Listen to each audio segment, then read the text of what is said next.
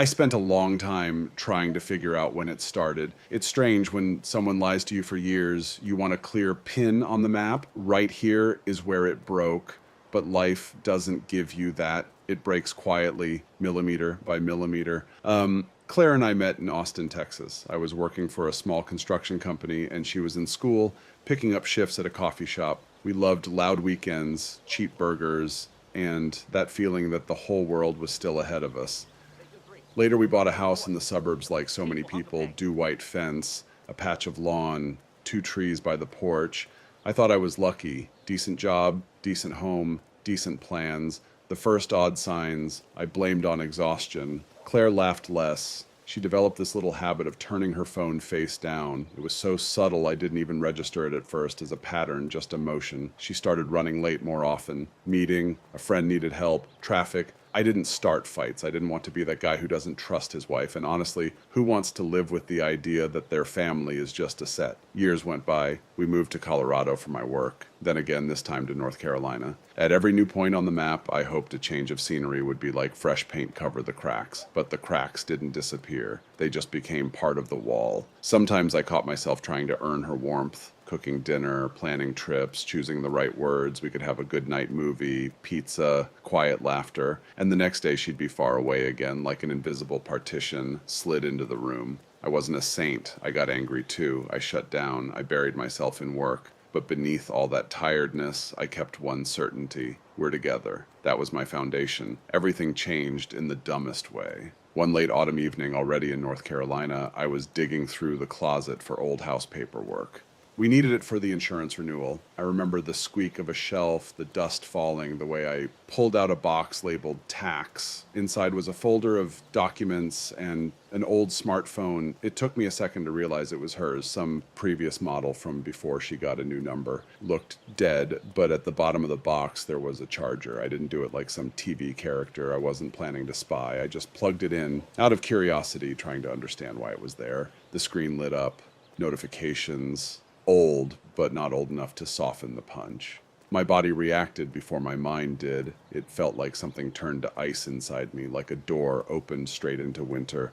The passcode was the same as always, our wedding date. That detail hit in its own special way. I unlocked it and opened the messages. There were threads, several, different names, sometimes no name at all, just a number. Different cities, different years. Some parts were deleted, but what remained was more than enough. There wasn't a single, one-time mistake I could pin on a rough patch. This was a system, a parallel life. In those conversations, she was someone else, light, sharp, playful. She wrote the way she hadn't written to me in years.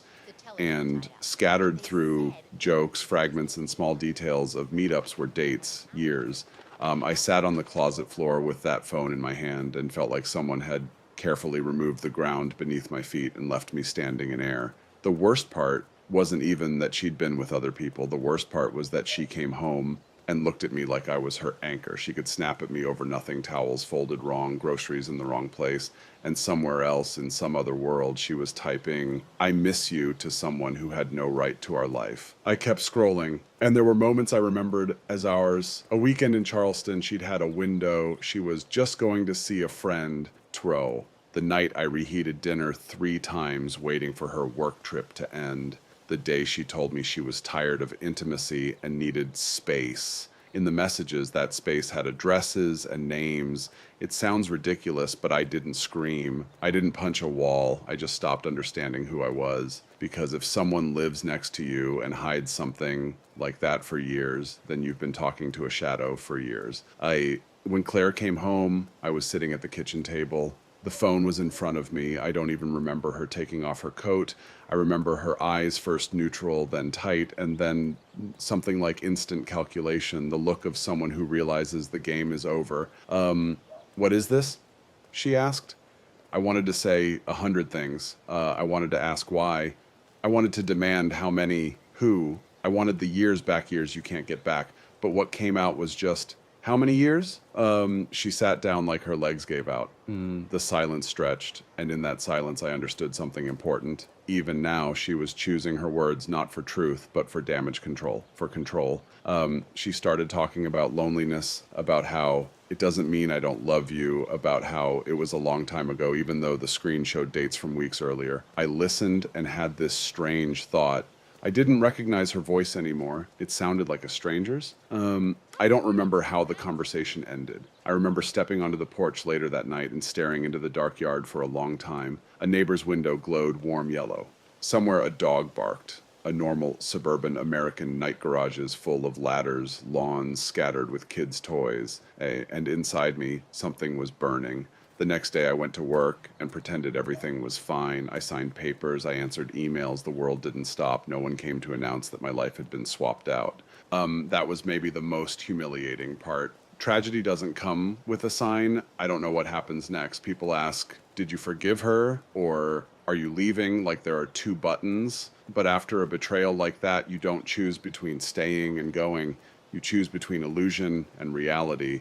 And reality was what I held in my hands in that dusty closet. Years of someone else's words hidden behind the date of our wedding. I think that's what I can't fully survive. She closed the door behind her and always came back, and I thought that was called loyalty. Now I know it was called convenience.